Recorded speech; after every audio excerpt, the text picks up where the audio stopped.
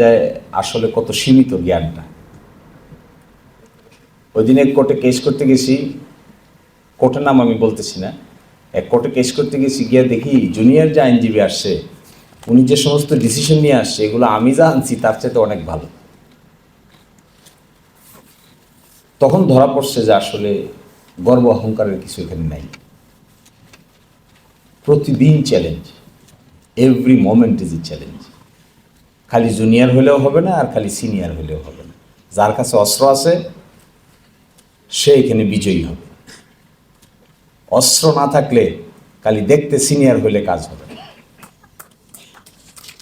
তো আমি নিজে ওই কথা বলতেছি, যখন একটা নিউট্রাল কোর্টে, স্ট্রং কোর্টে আর্গুমেন্ট করা হয় তখন ভয়ে কিন্তু কলিজা কাঁপে। কারণ মুখ দিকে যদি বিচার না হয় তাহলে আমি শিশির মনিরের কী মূল্য আছে যদি আমার অস্ত্র না থাকে? আমার যদি বন্দুক, কামান, গোলা বারুদ এগুলো না থাকে, শুধু আমার চেহারা দেখে তো আর বিচার হবে। আর যেখানে আমার চেহারা দেখে বিচার হবে না সেখানে প্রতিটা কেসেই একটা নতুন স্টোরি। ওই দিন খুব নিজেরে খারাপ লাগছিল। এক কোর্টে গিয়েছি, একটা ব্যাপারে রিসার্চ করে আসতে বলছিল, কিন্তু কোর্টে আসার পরে দেখলাম আমি রিসার্চ করে যা আনছি ওই জজ সাহেবরা আমাদের চেয়ে আরও ভালো জানে।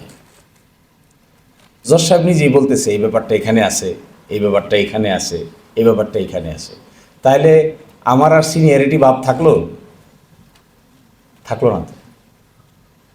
এই জন্য যে মনে করবে যে আমি সব শিখে গেছি, এ মহা বিপদের মধ্যে আছে। এখানে সব শেখা যায় না, এবং ভালো জুনিয়র ছাড়া ভালো সিনিয়র হওয়া যায় না।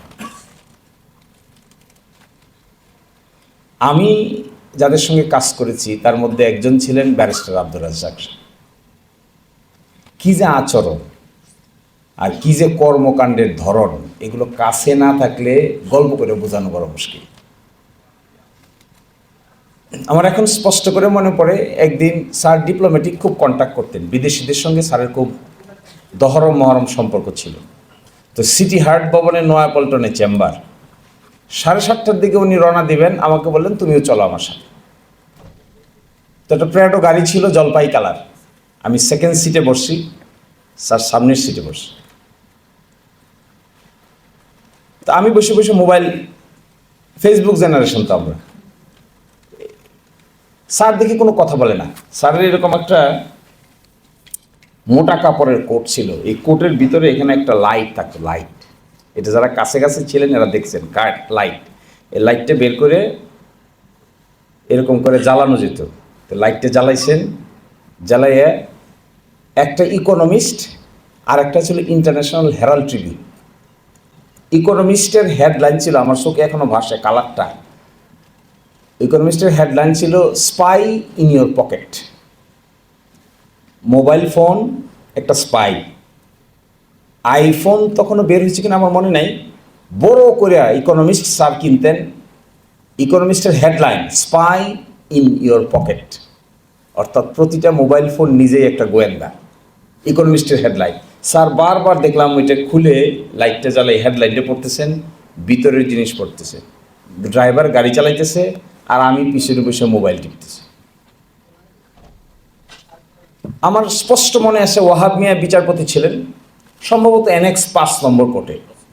NX 5 নম্বর কোর্টে ফার্স্ট অ্যামেন্ডমেন্ট অফ দ্য কনস্টিটিউশনকে চ্যালেঞ্জ করা হলো। এখানে স্যার একটু আগে চলে গেলেন, মামলা ধরার একটু আগে, পিছন দিক থেকে তৃতীয় বেঞ্চে ডান দিকে গিয়ে বসলেন। বসার পরে মামলা ধরতে একটু লেট হচ্ছে, উনি, আমার হাতে ছিল ইকোনমিস্টটা, উনি বললেন ম্যাগাজিনটা দাও। দিলাম ম্যাগাজিনটা, মামলা ধরবে 2-3টা আইটেমের পরে উনি দেখি ম্যাগাজিন পড়তেছে। আমার মাথায় খুব, স্যার মামলা না, একটু পরে তো মামলা ধরবে। বলছে ধরো, আমি আগে আর্টিকেলটা পড়িনি। বাড়তি কোনো কথা বলতেন, বাড়তি কথা বলতে শুনিনি আমরা, ফাহেসা কথা বলতে শুনিনি আমরা। অনেক খেলার ছলে অনেক কথা বলি না, অনেক সময় খরচ করি না, আড্ডাবাজি করি না, পছন্দ করতেন না একদম। মাঝে মাঝে দেখতাম সিটি হার্ট ভবনে কোর্ট থেকে যাওয়ার পরে স্যারকে রেস্ট নিতেন। রেস্ট নিয়ে নামাজ পড়ে মাগরিবের আগে আর আসরের পরে স্যারের রুম থেকে পুরা ঢাকা শহরের ওই পার দেখা যেত, 14 তলা ছিল, পুরাটা গ্লাস। তো হঠাৎ করে বেল টিপে আমাকে ডাকতেন। আমি গিয়ে দেখতাম স্যার ওখানে বসে বসে বাদাম খান। স্যার বাদাম খাইতে খুব পছন্দ করতেন, বাদাম আর কোরআন শরীফ পড়তেন। এইভাবে এত গভীর মনোযোগ দিয়ে কোরআন শরীফ পড়তে আমি কোনো মানুষকে দেখিনি। আর মাঝে মাঝে আমাকে ডেকে বলতেন যে কোথাও যখন সান্ত্বনা পাইবা না তখন কোরআন শরীফ পড়বা, this is a consolation.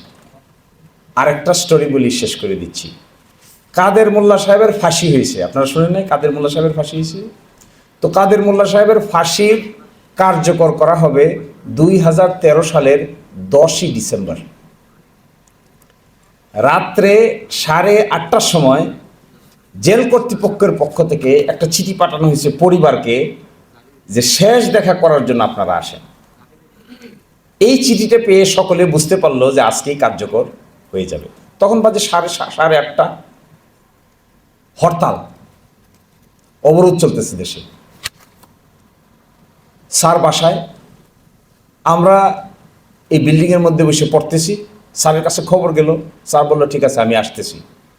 Khandakar স্যারের বাসা ছিল, খন্দকার মাহবুব হোসেনের বাসা ছিল সেই বসুন্ধরা আফরোজা রোড। ওখান থেকে স্যারকে আনার জন্য অ্যাম্বুলেন্স পাঠানো হলো। রাজ্জাক স্যারকে বাসা থেকে আনার জন্য অ্যাম্বুলেন্স পাঠানো হলো। তাজুল ভাই আছেন এখানে, আই উইটনেস। তো সবাই খুব ছুটোছুটি করতেছে, এখন কী হবে? পরিবারের লোকেরা ওখানে যাবে, দেখা করবে, লাস্ট দেখা, কত সেন্সিটিভ মুহূর্ত। আমরা প্রস্তুতি নিচ্ছি, রিভিউ পিটিশন দায়ের করব। সৈয়দ মাহমুদ হোসেন সাহেব চেম্বার জজ আদালতের বিচারক ছিলেন। ওনার বাসায় রিভিউ পিটিশন নিয়ে যাওয়া হবে ফাঁসি স্টে করার জন্য। আপনাদের মনে আছে কিনা জানি না, ওই 10 তারিখ রাতে ফাঁসিটা স্টে হয়ে যায়, কিন্তু এটা 12 তারিখে কার্যকর হয়। যে কথাটা বলার জন্য বলছিলাম, হঠাৎ করে ওই রুমে লেখাপড়া করতেছি, স্যার কোনার রুমে বসে আছেন, আর খালি বলতেছেন পিটিশনটা রেডি হয়েছে, পিটিশনটা রেডি হয়েছে। আমি, ইমরান ভাই, এহসান ভাই, তাজুল ভাই, এরা সব এক জায়গায়। তো আমি উঠে একটু ওই রুমে গেলাম, গিয়ে দেখি কোনার রুমে স্যার বসে বসে বসে